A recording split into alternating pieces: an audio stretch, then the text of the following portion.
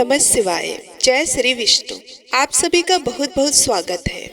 भगवान शिव विष्णु जी की कृपा आप पर और आपके परिवार पर सदा सर्वदा बनी रहे। आज के वीडियो में आप सभी लोग रसपान करेंगे माता सीता के नितनेम की कथा का, और उसके बाद हम रसपान करेंगे माता तुलसी की कथा का। कहते हैं कि बैसाख मास में जो लोग भी माता सीता और माता तुलसी की कथा को सुनता है, कहता है, हुकार भरता है, उन लोगों पर भगवान विष्णु माता सीता की कृपा सदा सर्वदा बनी रहती है और वो सांसारिक मोह माया को छोड़कर सीधे विष्णु लोक की प्राप्ति करते हैं। आइए कथा का रसपान करते हैं, लेकिन उससे पहले आप सभी लोगों से निवेदन है, यदि आप सभी लोग हमारे चैनल पर पहली बार विजिट कर रहे हैं, हमारी कथाओं को पहली बार सुन रहे हैं, तो हमारी वीडियो को लाइक करके कमेंट बॉक्स में जय श्री विष्णु जरूर लिखिएगा। आपके एक लाइक, एक कमेंट्स और एक सब्सक्राइब हमें प्रोत्साहित करते हैं कि हम आपके लिए ऐसे ही वीडियो बनाएं। चलिए सबसे पहले रसपान करते हैं माता सीता के नितनेम की कथा का। प्रिय दर्शकों, माता सीता की ये रोचक लोक कथा आपका दिल जीत लेगी, धन के भंडार भर देगी। ये कहानी माता सीता की कहानी थी और श्री राम इसे सुना करते थे। एक दिन की बात है, श्री राम भगवान को किसी काम के लिए बाहर जाना पड़ गया, तो सीता माता कहने लगी कि भगवान, मेरा तो 12 वर्ष का नित्य नेम है, अब आप बाहर जाएंगे तो मैं अपनी कहानी किसे सुनाऊंगी। श्री राम ने कहा कि तुम कुएं के पाल पर जाकर बैठ जाना और वहां जो औरतें पानी भरने आएंगी उन्हें अपनी कहानी सुना देना। माता सीता कुएं के पाल पर जाकर बैठ जाती हैं। एक स्त्री आई, उसने रेशम की जरी की साड़ी पहन रखी थी और सोने का घड़ा ले रखा था। माता सीता उसे देखती हैं, कहती है कि बहन, मेरा 12 वर्ष का नितनेम सुन लो। पर वह स्त्री बोली कि मैं तुम्हारा नितनेम सुनूंगी तो मुझे घर जाने में देर हो जाएगी और मेरी सास मुझसे लड़ेंगी। उसने कहानी नहीं सुनी और चली गई। उसके रेशम जरी की साड़ी फट गई, सोने का घड़ा मिट्टी के घड़े में बदल गया। सास ने देखा तो पूछा कि ये किसका दोष अपने सिर लेकर आ गई है। बहू ने कहा कि कुएं पर एक औरत बैठी थी, उसने कहानी सुनने के लिए कहा, लेकिन मैंने सुनी नहीं, जिसका यह फल मिला। बहू की बात सुनकर अगले दिन वे साड़ी और घड़ा लेकर सास कुएं के पाल पर गई। सास को वही माता सीता बैठी मिली तो माता सीता ने कहा कि बहन, मेरी कहानी सुन लीजिए। सास बोली कि एक बार छोड़, मैं तो 4 बार कहानी सुन लूंगी। तब माता सीता ने उस औरत को कहानी सुनाना प्रारंभ किया और कहने लगी कि राम आए, लक्ष्मण आए, देश के पुजारी आए, नित नेम का नेम लाए। आओ राम, बैठो राम, तपी रसोई जियो राम, माखन मिश्री खाओ राम, दूध बतासा पियो राम, सूत के पलका मोटो राम, साल दुसाला पोटो राम, साल दुसाला ओढ़ो राम, जब बोलू जब राम ही राम, राम सवारे सबके काम, खाली घर भंडार भरेंगे, सबका बेड़ा पार करेंगे। श्री राम जय राम जय जय राम। सास बोली कि बहन, कहानी तो बहुत अच्छी लगी। कहानी सुनकर सास घर चली गई और उसकी साड़ी फिर से रेशम जरी की बन गई। मिट्टी का घड़ा फिर से सोने के घड़े में बदल गया। बहू कहने लगी, सासू माँ, आपने ये सब कैसे किया। सास ने कहा कि बहू, तू दोष लगा के आई थी और अब मैं दोष उतार कर आ रही हूँ। बहू ने फिर अपनी सास से पूछा कि सासू माँ, वे कुएं वाली स्त्री कौन थी। सास बोली कि वो माता सीता थी। वो पुराने से नया कर देती हैं, खाली घर में भंडार भर देती हैं। वह लक्ष्मी जी का वास घर में कर देती हैं, आदमी की जो भी इच्छा हो उसे पूरी कर देती हैं। बहू बोली कि ऐसी कहानी मुझे भी सुना दो। सास बोली, ठीक है, तुम भी सुनो। और सास ने उस कहानी को अपनी बहू को सुनाना शुरू की। सास बोली, बहू ध्यान से सुनना। तब सास कहने लगी, राम आए, लक्ष्मण आए, देश के पुजारी आए, नित नेम का नेम लाए। आओ राम, बैठो राम, तपी रसोई जियो राम, माखन मिश्री खाओ राम, दूध बतासा पियो राम, सूत के पालका मोठो राम, साल दुसाला पोटो राम, साल दुसाला ओढ़ो राम, जब बोलो जब राम ही राम, राम सवारे सबके काम, खाली घर भंडार भरेंगे, सबका बेड़ा पार करेंगे, श्री राम जय जय राम। कहानी सुनकर बहू बोली कि कहानी तो बहुत अच्छी है। सास ने कहा ठीक है, इस कहानी को रोज कहा करेंगे। अब सास बहू रोज सवेरे उठती, नहाती धोती और पूजा करने के बाद नित नेम की सीता की कहानी कहती। एक दिन उसके यहाँ एक पड़ोस की औरत आई और बोली कि बहन जरा सी आँच देना। तो वह बोली कि आँच तो अभी हमने जलाई ही नहीं। पड़ोसन ने कहा कि तुम सुबह 4 बजे से उठकर क्या कर रही हो? फिर उन्होंने कहा कि सुबह उठकर हम पूजा करते हैं, फिर सीता माता की नितनेम की कहानी कहते हैं। पड़ोसन ने उनकी बात सुनकर फिर कहा कि सीता माता की कहानी कहने से तुम्हें क्या मिला? वो बोली कि इनकी कहानी कहने से घर में भंडार भर जाते हैं, सारे काम सिद्ध होते हैं, मन की इच्छा भी पूरी होती है। पड़ोसन कहती है कि बहन ऐसी कहानी तो मुझे भी सुना दो। फिर वह बोली कि ठीक है, तुम भी एक कहानी सुन लो। राम आए लक्ष्मण आए, देश के पुजारी आए, नित नेम का नेम लाए। आओ राम बैठो राम, तपी रसोई जियो राम। माखन मिश्री खाओ राम, दूध बतासा पियो राम। सूत के पालका मोठो राम, साल दुसाला पोटो राम। साल दुसाला ओढ़ो राम, जब बोलो जब राम ही राम। राम सवारे सबके काम, खाली घर भंडार भरेंगे, सबका बेड़ा पार करेंगे। श्री राम जय जय राम। सारी कहानी सुनने के बाद पड़ोसन कहने लगी बहन कहानी तो मुझे बहुत अच्छी लगी। अब वह पड़ोसन भी नितनेम सीता माता की कहानी कहने लगी। कहानी कहने से सीता माता ने पड़ोसन के भी भंडार भर दिए। अब तो पूरे मोहल्ले में नितनेम की कथा चल पड़ी। हर किसी की मनोकामना पूरी होने लगी। हे सीता माता, जैसे आपने उनके भंडार भरे वैसे ही आप हमारे भी भंडार भरना, कहानी सुनने वाले के भी और कहानी कहने वाले के भी। प्रिय भक्तों, उत्तर प्रदेश, बिहार, हिमाचल प्रदेश और हरियाणा के कुछ क्षेत्रों में आज भी ये कथा सीता जयंती पर बड़े चाव से सुनाई जाती है। तो एक बार प्रेम से बोलिए माता सीता की जय, प्रभु श्री राम की जय। अब आइए दूसरी कहानी माता तुलसी की सुनते हैं। बैसाख महीने में एक बुढ़िया माई थी। वो तुलसी माता को प्रतिदिन सींचती और कहती कि हे तुलसी माता, सत की दाता, मैं तेरा बिरला सींचती हूँ, मुझे बहू दे, पीताम्बर की धोती दे, मीठा मीठा ग्रास दे, बैकुंठ में वास दे, चटक के चाल दे, पटक के मौत दे, चंदन का काठ दे, रानी सा राज दे, दाल भात का भोजन दे, ग्यारस की मौत दे, कृष्ण जी का कंधा दे।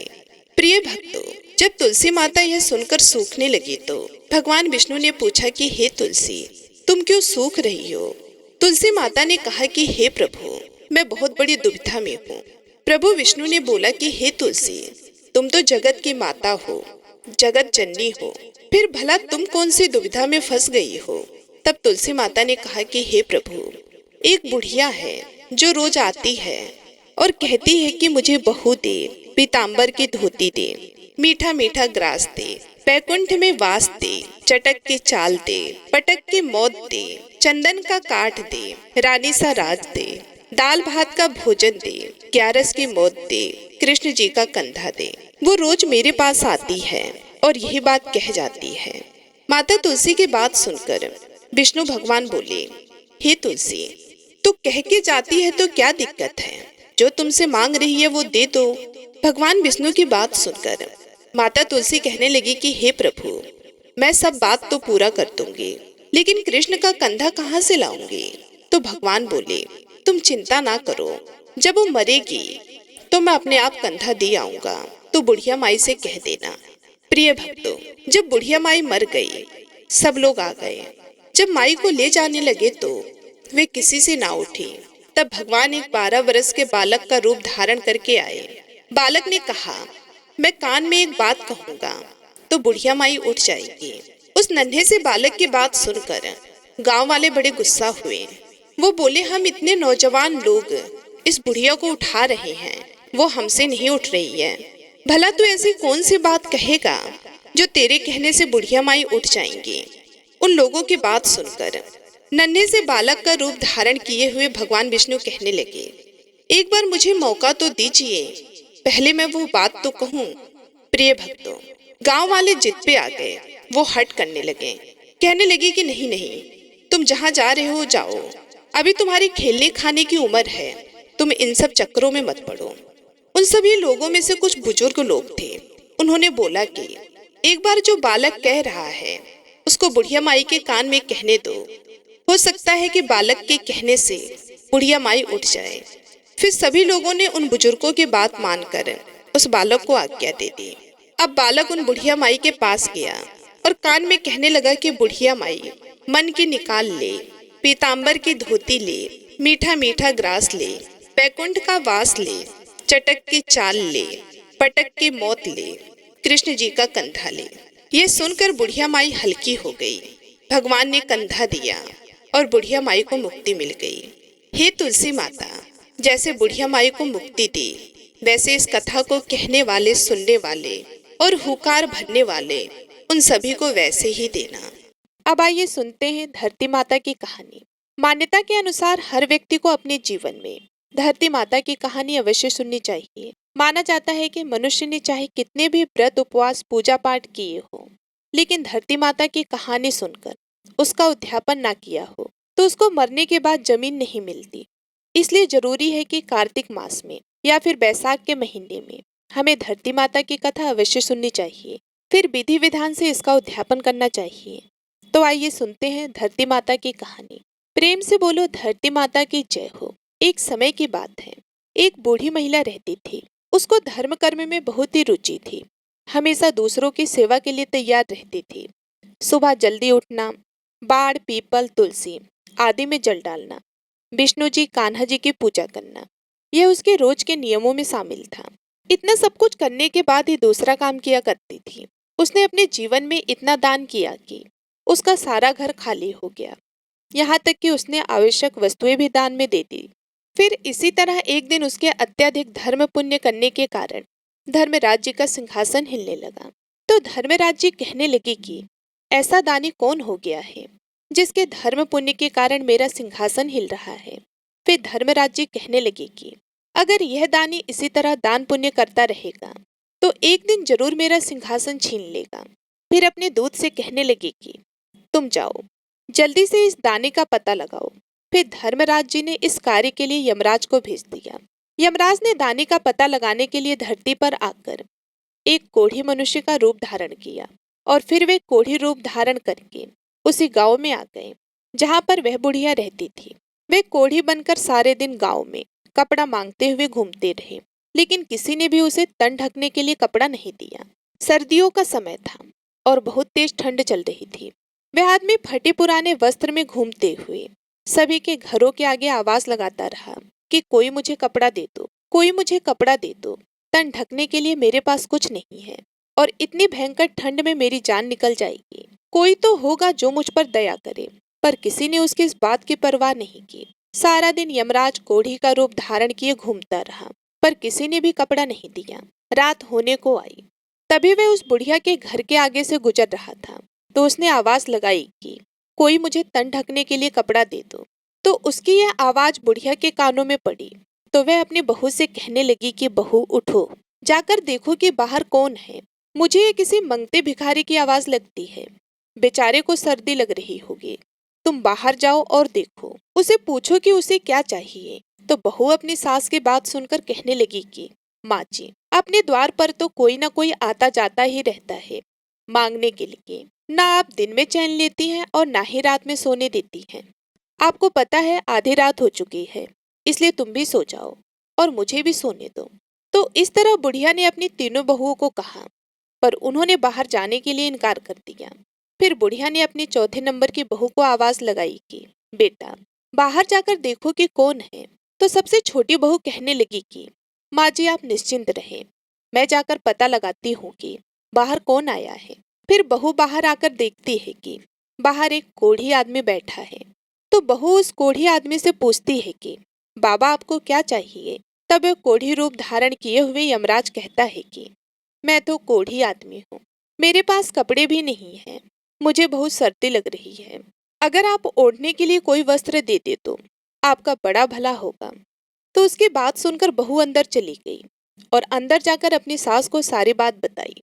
तो बहू की बात सुनकर बुढ़िया माई कहने लगी कि बहू तेरे पिताजी ने जो कंबल ओढ़ रखा है उस कंबल को ले जाकर उस कोढ़ी आदमी को दे दो, बेचारा बाहर बैठा है, हम तो कमरे के अंदर हैं।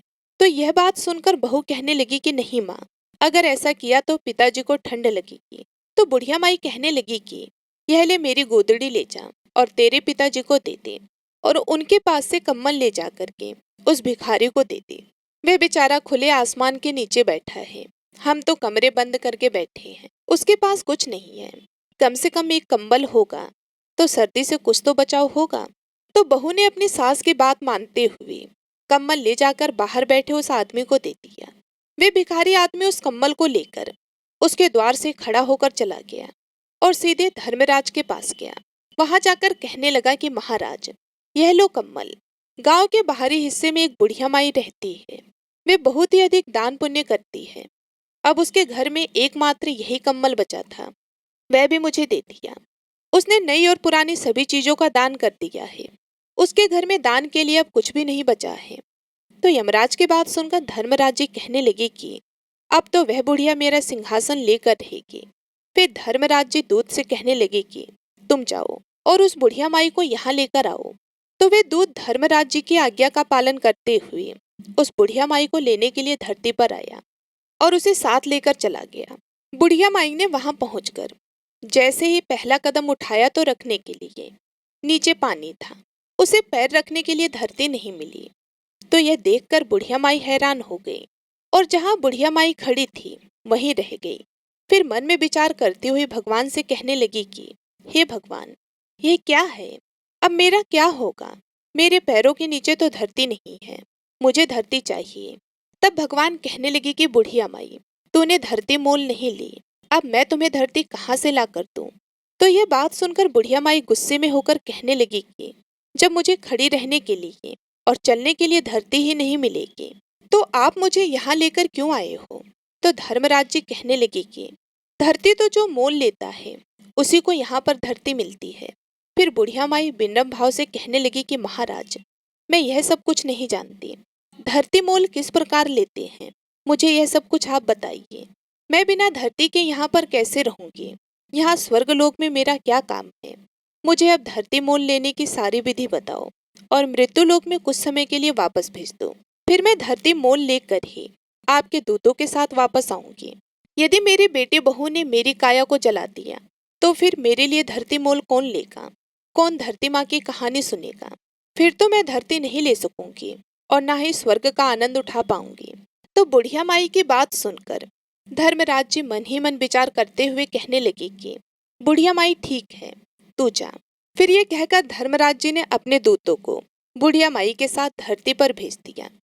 उधर बुढ़िया माई रात में ही मर गई थी और जब सुबह हुई तो बेटे बहू उसके अंतिम संस्कार की तैयारी कर रहे थे। जब संस्कार की तैयारी हो गई तो उसके बेटे अर्थी को उठाकर जाने लगे। अर्थी लेकर आधे रास्ते पहुंचे थे कि बुढ़िया माई कहने लगी कि बेटा, तुम मुझे कहाँ लेकर जा रहे हो। तब उसका बड़ा बेटा कहने लगा कि माँ, इतनी जल्दी भूतनी कैसे बन गई। तब बुढ़िया माई कहने लगी कि नहीं बेटा, मैं भूतनी नहीं हूँ, मैं तो तेरी माँ हूँ। मैं 7 दिन के लिए धरती पर आई हूँ और 8वें दिन यहाँ से वापस चली जाऊंगी। मुझे तो धर्मराज जी ने यहाँ पर भेजा है। तो उसके बेटे कहने लगे कि माँ, तुम्हें वापस आना था तो तुम गई क्यों। तो वे कहने लगी कि बेटा क्या करूं, मैंने अपने जीवन में धर्म पुण्य तो बहुत किए थे, लेकिन धरती माता की ना तो कभी कहानी सुनी और ना ही धरती मोल ली, इसलिए मुझे वहां पर धरती नहीं मिली है। जहां भी मैं पैर रखती हूँ, जहां भी मैं पैर रखती हूँ वहां पानी ही पानी हो जाता है। मेरी प्रार्थना करने पर धर्मराज जी ने मुझे यहाँ पर धरती माता की कहानी सुनने के लिए भेजा है। 7 दिन कहानी सुनूंगी, फिर इसका उद्यापन करके वापस चली जाऊंगी। तो यह सुनकर उसके बेटे अपनी माँ को घर ले आए। तो घर आकर बुढ़िया माई अपने बेटे से कहने लगी कि बेटा, ब्राह्मण को बुलाकर आज से 7 दिन तक मुझे धरती माता की कहानी सुनानी शुरू करो। 7 दिन मैं कहानी सुनूंगी, उसके बाद उसका उद्यापन करके 8वें दिन मैं वापस चली जाऊंगी, फिर दोबारा लौटकर कभी नहीं आऊंगी। तो बुढ़िया माई की बात सुनकर उसके सारे बेटे असमंजस में पड़ गए और सोचने लगे कि क्या करें। तभी एक बुजुर्ग पंडित वहां पर आया और कहने लगा कि बेटा, तुम्हारी माँ भगवान के दरबार में जाकर आई है और फिर से अपनी काया में आ गई है, तो यह सच कह रही है। भगवान ने ही इसको यहाँ भेजा है। यह अपने जीवन में बहुत ही धर्मपरायण थी। अब जैसी तुम्हारी माँ कहती है वैसा ही करो। इन्हें 7 दिन तक धरती माता की कहानी सुनवाओ और फिर उसका उद्यापन कर देना। तो पंडित की बात सुनकर उसके बेटे तो मान गए, पर बुढ़िया के घर में लोगों की भीड़ लगी हुई थी, क्योंकि उस दिन उसका संस्कार होना था। सारी औरतें वहां पर भजन गा रही थी, बहुएं भी वहां पर बैठी थी। बुढ़िया माई को जिंदा देखकर बहुएं कहने लगी कि यह अम्मा नहीं मरेगी, यह तो हमें मार कर फिर मरेगी। सारे घर में झाड़ू लगाती है, सुई तक भी घर में छोड़ी नहीं। घर में भोजन बनाना तो दूर है, एक चुटकी नमक तक नहीं मिलता, और यह अब फिर से आ गई है। तो बहू की बात सुनकर बुढ़िया माई कहने लगी कि बेटा, मैं किसी को मारने के लिए नहीं आई हूँ। मुझे तो तुम ब्राह्मण को बुलाकर धरती माता की कहानी सुना दो। 7 दिन मैं यहाँ कहानी सुनूंगी, फिर मुझे आगे धरती मिल जाएगी तो मैं यहाँ से चली जाऊंगी, फिर लौट कर यहाँ कभी भी नहीं आऊंगी। तो उसके बेटे बहू ने 6 दिन तक बुढ़िया माई को लगातार ब्राह्मण को घर बुलाकर कहानी सुनवाई, और 7वें दिन पानी का भरा हुआ एक लोटा, रोली मोली, 5 सवा नाल का धागा और गुड़ की डली लेकर बुढ़िया माई अपनी बहू से कहने लगी कि चलो बेटा, तुम सारे के सारे मेरे साथ पीपल के पेड़ के नीचे चलो। हम सारे वहां पर बैठकर धरती माता की कहानी सुनेंगे। आज मेरे इस व्रत का उद्यापन है। मैं चाहती हूँ कि तुम सारे चलो, तुम भी इस कथा को सुनना, जिससे तुम्हें यह पीड़ा दुख ना हो। और फिर बुढ़िया माई अपने सभी बहुओं और ब्राह्मण को लेकर पीपल के पेड़ के नीचे पहुंच गई। वहां बैठकर ब्राह्मणी ने धरती माता की कहानी कही, तो बुढ़िया माई और उसके बहुओं ने सुनी, कहानी को हुकार दिए। धरती माता की कहानी कहने के बाद में मोली का धागा और गुड़ की डली लेकर पीपल की जड़ में दबा दी। फिर बुढ़िया माई ने हाथ जोड़कर कहा कि लो धरती माता, इसे स्वीकार करो। धरती माता, अब मैंने तुम्हें मोल ले लिया है। जाने अनजाने अगर मुझसे कोई पाप हो गया है तो तुम अपने में समेट लो और मुझे आगे धरती मिले, यह आशीर्वाद दो, ताकि मुझे फिर से यहाँ ना आना पड़े। इस प्रकार बुढ़िया माई ने 7 दिन तक धरती माता की कहानी सुनकर उसका उद्यापन कर दिया। बुढ़िया माई की बहुओं ने एक दिन धरती माता की कहानी सुनकर उद्यापन कर दिया। इस प्रकार बुढ़िया माई ने धरती माता की कहानी कही, उसका व्रत किया और स्वयं भी उद्यापन किया और बहुओं से भी करवाया। और फिर जब सारी बहुएं घर लौटी तो बुढ़िया माई बहू से कहने लगी कि बेटा, आज तो मेरा आखिरी दिन है, आज मुझे सभी प्रकार का भोजन करा दो, फिर मैं चली जाऊंगी तो वापस लौट कर नहीं आऊंगी। तो बहुएं कहने लगी कि माँ जी, आपको क्या खिलाएं और कहाँ से लाएं, घर में कुछ भी तो नहीं बचा है, आपने सब कुछ तो दान कर दिया है। तो बड़ी बहू कहने लगी कि कोई बात नहीं, तुम इतनी कड़वी मत बोलो, मैं सब कुछ अपने आप प्रबंध कर लूंगी। मैं अभी पड़ोस में जाकर आती हूँ, माँ के करने लायक भोजन तो मिल ही जाएगा। तो यह सुनकर बड़ी बहू अपने पड़ोसन के घर गई, वहां से चावल लिए, फिर दूसरे के घर गई, वहां से दाल लिए। इस तरह कई घरों में जाकर खाने पीने के सामान का प्रबंध करके घर आ गई और अपनी सास को भोजन करवा दिया। तो बुढ़िया माई अपने बेटे बहू से कहने लगी कि बेटा, तुम भी सारे भोजन कर लो। तो सभी ने थोड़ा थोड़ा भोजन कर लिया। तो बुढ़िया माई उनसे कहने लगी कि बेटा, कल सुबह मैं जल्दी सूर्य उदय होने से पहले यहाँ से चली जाऊंगी। अब तुम सारे थक गए होगे तो जाकर सो जाओ। तो सारे बेटे बहू मना करने लगे, पर बुढ़िया माई ने जिद करके उन्हें सोने के लिए भेज दिया। तो बुढ़िया के सारे बेटे बहू जाकर सो गए और निश्चित समय पर भगवान का विमान आया और बुढ़िया माई को लेकर चला गया। आगे वहां जाने पर बुढ़िया माई को धरती मिल गई। अब बुढ़िया माई भगवान से कहने लगी कि भगवान, अब आप मेरी एक इच्छा और पूरी करो। तो भगवान कहने लगी कि तुम्हारी अब कौन सी इच्छा पूरी करूं। तो वे कहने लगी कि मेरे घर में कुछ भी नहीं छोड़कर आई हूँ, मैंने सब कुछ दान कर दिया है, यहाँ तक कि मैंने गुड़ चाय नमक कुछ भी नहीं छोड़ा। अब मेरे मरने के बाद मेरे बेटे बहू मेरा अंतिम संस्कार कैसे करेंगे। जो मैंने दान धर्म किया है उसे 4 गुना करके आप लौटाइए। तो भगवान बोले कि ठीक है, जो भी तूने दान धर्म किया है 4 गुना करके मैं लौटा दूंगा। अब से तेरे बेटे बहू के घर में हर चीज मौजूद होगी। उधर जब सुबह हुई तो छोटी बहू ने उठकर चाय बनाई और चाय लेकर जैसे ही अपनी सासू माँ के कमरे में गई और आवाज लगाई तो उसकी सासू माँ बोली नहीं। तो बहू ने चाय रखकर अपनी सास को हिलाया तो सासू माँ का शरीर तो अकड़ गया था। तो वह अपनी जेठानी के पास गई और कहने लगी कि सासू माँ तो अकड़ के सो गई हैं, कुछ भी नहीं बोल रही, तुम जाओ, तुम ही संभालो। तो उसकी जेठानी बोली कि आज सासू माँ के 7 दिन पूरे हो गए हैं, आज 8वां दिन है, तो सासू माँ को तो जाना ही था, तो वह अपने पति के पास गई और कहने लगी कि माँ जी तो सच में भगवान के घर चली गई हैं। तो उसके सारे बेटे दौड़कर अपनी माँ के पास आए और फिर आंगन में लाकर सुला दिया। तो छोटी बहू कहने लगी कि मैंने सदा आपकी सुनी है और आपकी हर बात मानी है, आज आप मेरी बात सुनो। तो सारे कहने लगे कि बोलो क्या बात है। तो छोटी बहू कहने लगी कि इस लोटे में जल है, इसी पानी से छींटे देकर सासू माँ को ले जाओ। संस्कार के लिए तो 7 दिन पहले ही नहला धुला दिया था। अगर आप फिर से करेंगे और रोएंगे तो यह फिर वापस आ जाएंगी। तुम 4 भाई हो, 5वें की जरूरत नहीं है। इसे जल्दी से उठाओ और फटाफट ले जाकर के जलाओ, जिससे कि इनकी गति हो जाए। तो सारे भाई आपस में बात करने लगे कि पहले भी हम लोगों को इकट्ठा करके शर्मिंदा हो चुके हैं, अब कौन आएगा। सारे के सारे यही कहेंगे कि क्या पता तुम्हारी माँ फिर से जिंदा हो जाए। तो यह सोचकर चारों भाइयों ने अपनी माँ को उठाया और शमशान की ओर चल पड़े। तो रास्ते में पीपल के पेड़ के नीचे बैठी कुछ औरतें कहानी सुन रही थी। तो बुढ़िया माई के बेटे को इस भांति जाते हुए देखकर सारी समझ गई कि एक दूसरे से कहने लगी कि कार्तिक का पावन महीना है, बुढ़िया माई तो मर गई और बहुओं ने भजन तक भी नहीं गाए। चलो हम सब वहां पर भजन गाने के लिए चलते हैं, राम का नाम लेंगे तो बेचारी बुढ़िया को मोक्ष हो जाएगी। यह विचार करके सारी बुढ़िया माई के घर पहुंच गई और जाकर भजन गाने लगी। उधर बुढ़िया माई का दाह संस्कार कर दिया और उसके बेटे घर आ रहे थे। तो उन्हें आता हुआ देखकर भजन गाने वाली औरतों ने बुढ़िया माई के बहुओं से कहा कि आओ जल्दी से यहाँ लाकर दरी बिछा दो। तो सारी की सारी कहने लगी कि जब संस्कार करके वापस आएंगे तभी हम दरी बिछाएंगे, क्या पता हमारी सासू माँ जिंदा होकर वापस आ जाएं। तो भजन गाने वाली औरतें कहने लगी कि यह देखो सारे के सारे लोग आ गए हैं, अब तो दरी बिछा दो। तो दरी बिछा दी और फिर भजन गाने वाली औरतों ने खूब भजन गाए, फिर अपने अपने घर चली गईं। अब दरी पर बैठे बूढ़ी माई के बेटे एक दूसरे के मुंह को ताकने लगे और कहने लगी कि क्या करें, कहाँ से चाय पानी का प्रबंध करें। माँ तो भगवान के घर चली गई और हमारे लिए कुछ भी छोड़कर नहीं गई है। तो अड़ोसी पड़ोसी भी आपस में चर्चा करने लगे कि चलो भाई, बुढ़िया माई के परिवार वालों को चाय पानी पिलाकर आते हैं, रोटी पानी खिलाते हैं। आज उनकी माता ने 100 वर्ष पूरे कर लिए हैं, आज तो हमें ही खाना खिलाना पिलाना होगा, कल तो बेचारे अपने आप देख लेंगे। तो उनमें से एक आदमी कहने लगा कि चलो आज मैं जाता हूँ, उन्हें चाय पानी पिलाता हूँ और सबका हाल चाल पूछूंगा और सबका हाल चाल पूछाऊंगा। और फिर उस पड़ोसी ने अपनी पत्नी से कहा कि चाय बनाओ। चाय लेकर वह बुढ़िया माई के घर की ओर चल पड़ा।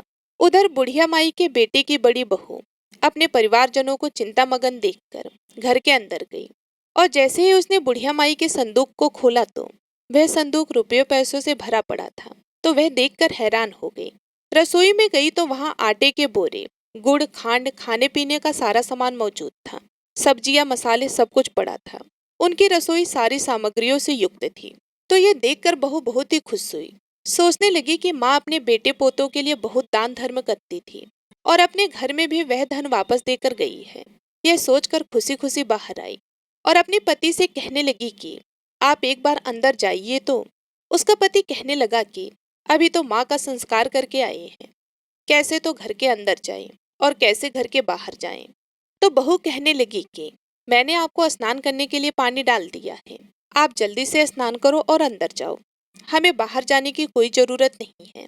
तो यह सुनकर उसके पति ने स्नान किया और फिर अंदर गया। अपनी पत्नी के कहे अनुसार संदूक को खोला तो देखा उसके अंदर तो खूब सारे रुपए पड़े थे। तो उसकी पत्नी कहने लगी कि अब चलो रसोई घर में। तो रसोई घर में जाकर देखा तो रसोई में खाने का सारा प्रबंध था। तो देखकर उसका पति हैरान हो गया और अपनी पत्नी से कहने लगा कि माँ तो हमें बहुत सारा धन देकर गई है। तो फिर दोनों पति पत्नी बाहर आए। अपने भाइयों को और बहू ने अपनी देवरानियों से कहा कि चाय बनाओ, चावल बनाओ और रोटी सब्जी बनाओ। संस्कार के बाद जब घर आते हैं तो कांधियों के लिए चावल बनाने होते हैं। तो उसकी देवरानियां कहने लगी कि जिठानी जी, हमारे घर में तो कुछ भी नहीं है। तो उसकी जिठानी बोली कि तुम घर के अंदर जाओ और देखो कि क्या है क्या नहीं है। तो यह सुनकर सारी बहुएं अंदर गई तो देखा कि रसोई में सारा सामान पड़ा था। फिर वे सारे अपने अपने कमरों में गई। सभी ने अपने अपने संदूक खोले। बड़ी बहू के संदूक में 4 गुना धन था, बाकी सबके संदूक में थोड़ा थोड़ा, और छोटी बहू के संदूक में कुछ भी नहीं था। जैसा पहले था वैसे ही अब पड़ा था, क्योंकि उसने कभी भी बुढ़िया माई की सेवा नहीं की थी और ना ही कभी मीठे शब्दों में बातचीत की थी। तो उसी समय उसका पड़ोसी चाय लेकर उनके घर आया तो देखता है कि उनके चूल्हे में तो आग जल रही थी, कहीं सब्जी बन रही थी, कहीं चाय, कहीं रोटी, कहीं दाल पक रही थी। तो यह देखकर उनका पड़ोसी तो हैरान हो गया और सोचने लगा कि इनका काम तो अच्छे से चल रहा है। ऐसा मन में विचार करता हुआ वह पड़ोसी बुढ़िया माई के बेटों से कहने लगा कि मैं तो आपके लिए चाय लेकर आया था और आप तो चाय बना रहे हैं।